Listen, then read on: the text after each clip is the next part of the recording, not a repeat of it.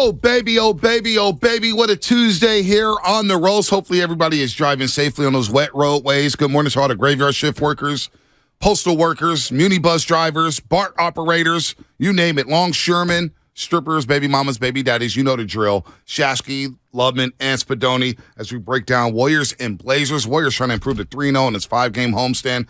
They're a game over 500 as they welcome in Dame Dollar and the Blazers. Of course, Damian Lillard coming off a 71-point performance. And here to break down that game and what's going on with the Golden State Warriors is Madeline Kenney from the Mercury News by way of Chicago, by way of Lincoln, Nebraska. She's making her debut on the Morning Roast. Yeah, we're hyping her up big time here on the Roast. Madeline, good morning. How you doing? Good morning. I'm doing well. How are you guys? We are doing great. We want some information on the Golden State Warriors. And I guess first and foremost is Draymond Green. What was said yesterday about his right knee? Can we expect him to play tonight or later on this homestand? Yeah, I mean, definitely got some positive news on the injury front finally for the Warriors yesterday. Draymond Green's MRI came back clear, so he should be good to go tonight. He's listed as probable on the team's official injury report. That's upgraded from what Kerr said after practice yesterday. He said he was questionable. But it seems like he should be good to go. If not today, then later on in this homestand, which is definitely a plus for the Warriors. They really are so depleted right now with so many injuries just piling up and not a lot of timelines on when some of those key guys are going to be back. And so they definitely need a guy like Draymond Green in a game like tonight. Yeah, no doubt about it. And I saw that Steph Curry was getting some work in yesterday. If you had to guess, I mean, how hard was he going in that drill? He still felt like a week away. I mean, I'm just novice guess here. It's like a dart throw, but it feels like he's not close to returning. Yeah, I would say he's still at least a week away. We should get an evaluation or an update at some point midweek this week, maybe tomorrow. But yeah, he started doing some light on-court non-contact work in LA last week.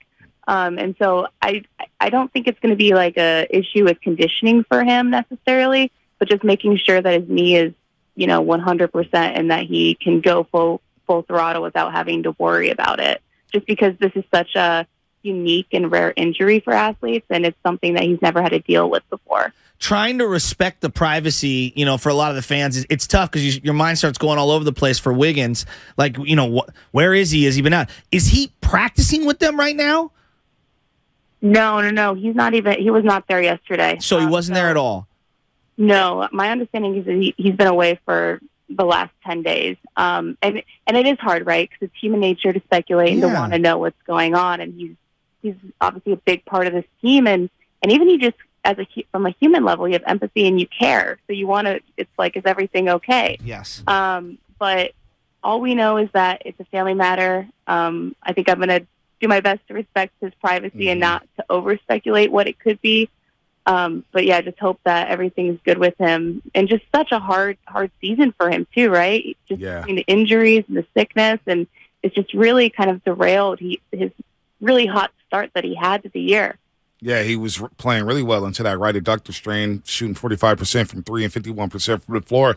Looked like he was heading back to the All-Star game, but his season has been derailed, and we will respect his privacy, and hopefully he comes back sooner rather than later. We're talking to Madeline Kenney of the Mercury News, of course, covers the Golden State Warriors by way of Loyola Chicago University. I got a Sister Jean question for you in a second, but Jordan Poole was sitting down with Steve Kerr, and a lot of people been worried. Why are you looking at me like that, Shasky? I'm so fatigued with Sister Jean. No, you don't. Like she's the only nun in the world who watches basketball. Don't disrespect Sister Jean. Madeline, come on. Yeah. Do not talk ill of Sister Jean. I'll come after you. I'll come to the studio. Seriously, don't do that. Loyola, come on now. Brother Joe for Sacred Heart has been to thousands of games, and I don't see him clamoring for television. Do they even televise Sacred Heart games? I mean, they're going to be in NorCal's again. You got to make the tournament, man. You got to make the tournament. She's 103 years old. Let her live. Let her live. Whatever she wants. Yeah, Final Four, Sister G. She knows her stuff. All right, right on to Jordan Poole, because you had a funny photo yesterday with a funny caption saying wrong answers only. Jordan Poole and Steve Kerr sitting down after Jordan Poole went 5 of 20 the other night against the Minnesota Timberwolves. What's going on with Jordan Poole since the All-Star break? Yeah, I just think it goes back to, and I think that some of this comes with just youth and learning your place in the system and stuff like that. But he's just kind of overdoing it right now. He's trying too hard. And so I think it was kind of a temperature check conversation between Steve and Jordan, just to kind of see where Jordan's at with his headspace and stuff.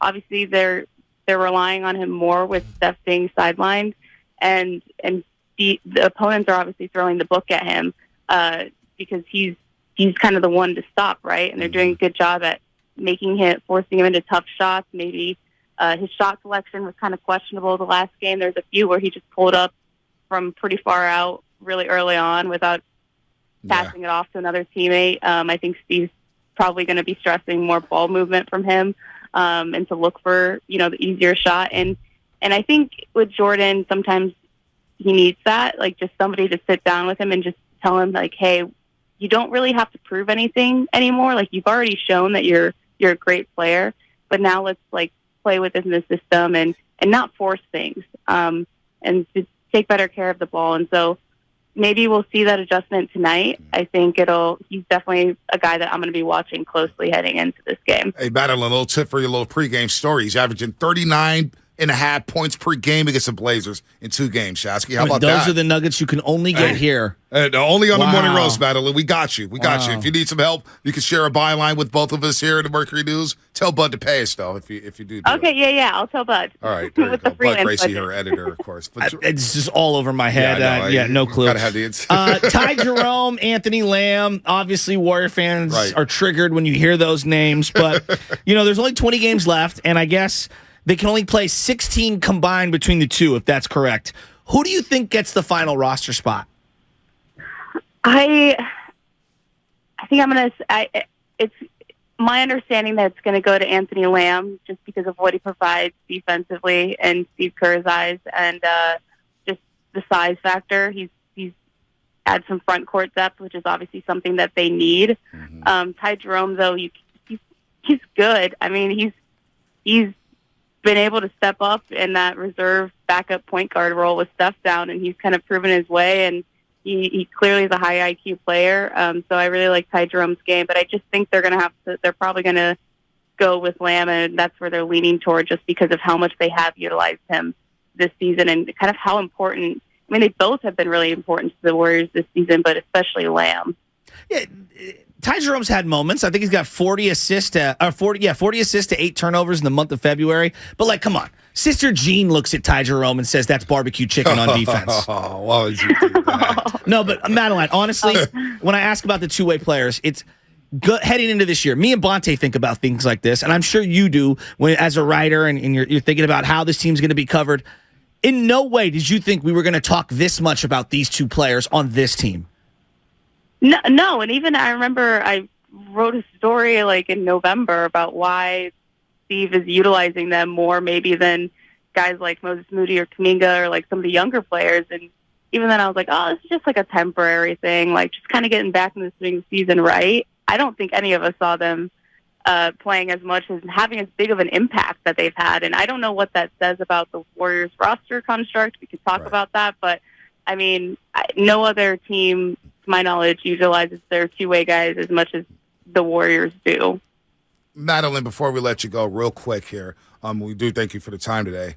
Nerlens Noel got cut yesterday, and a lot of Warrior fans I saw on Twitter saying, go get Nerlens Noel. Do you anticipate the Warriors going out of the building and bringing in another big man like Nerlens Noel? I haven't even seen him play in 3 years, Madeline, so I don't even know what Nerlens Noel has. Sasquatch has more film on him. Yeah, I mean, what does he even do now? I mean, that's not going to happen, right? I don't think so. I think the general consensus is that they're going to convert one of their two-way guys, probably leaning more on going the Lamb route.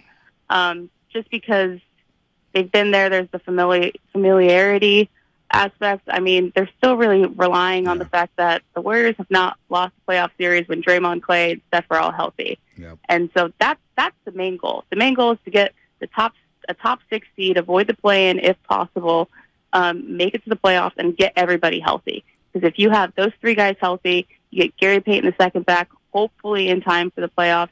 I mean, they could be poised to make another run. It's really hard to doubt this team just because of the resume that they have. Madeline, do you find yourself tracking James Wiseman's game logs like we do? Oh, of course. Yeah. I mean, I can't help yourself, right? 23-7. Yeah, 23-7 last Speaking night. of not being able to help yourself, the arrogance from my partner over here who thinks he's the king of all Bay Area that's media a right lie. now That's a is lie. through the roof. So, No, Madeline, that's a lie. when you meet or see Bonte out at Chase Center, does he give you the head nod from afar and the finger point? Like what? How does he acknowledge when he sees you? God. Because it's gotten to a point where it drives me nuts. That's a lie. Oh no, yeah, he's definitely a finger gun pointing kind of guy. No, no, he's nice. He's great. We just had a little talk was it halftime? Yeah, the other day. He gave you a minute of his time at halftime? I gave Madeline. I'm shocked. I gave Madeline more like 5 minutes. We actually talked about Nebraska football excuse and how it was a me. mistake to go to the Big Ten. You know who our favorite player was? Eric Crouch. Remember Eric Crouch? Ex-wide receiver / quarterback? Yes, there you go. I do. Let's go My Huskers. entire life story now. Number 2? Wasn't he number 2? It was number 7, I think. I know Was he number 2? He was a single digit. What number was he, Madeline? That's a good question. It's been a few years since I've looked that up. There you go. Have it right? Is there a Martinez still playing quarterback for the Nebraska? I feel like it's been 12 years It was in a like row. 8 years. Every morning, it's like, oh, there's another Martinez quarterbacking for Nebraska. Oh, my gosh. I was convinced we had the same Martinez quarterback for the last 10 years, just based off of performance and last name. But Yeah. I don't know. I think that's a requirement for them that they have to be last name Martinez. And Madeline, let's close this last loop. Yeah. Eric Crouch, your honor, your king, my leash, was number 7. I told you. See, there you go. Oh. My Nebraska knowledge. Maybe shout out Tommy Fraser.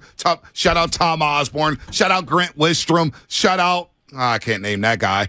He wasn't a very good guy. I was going to name somebody who played running back. But Madeline, good stuff. I'll see you at Chase Center tonight. Very good insight on the Golden State Warriors. We'll see if the Warriors can hold Madeline. down the Blazers and Damian Lillard. Okay, sounds good. See you tonight. Anytime. Madeline, Kenney, Mercury News. That was a lot of fun. Talking some Warriors here as Dame Dollar comes down to town.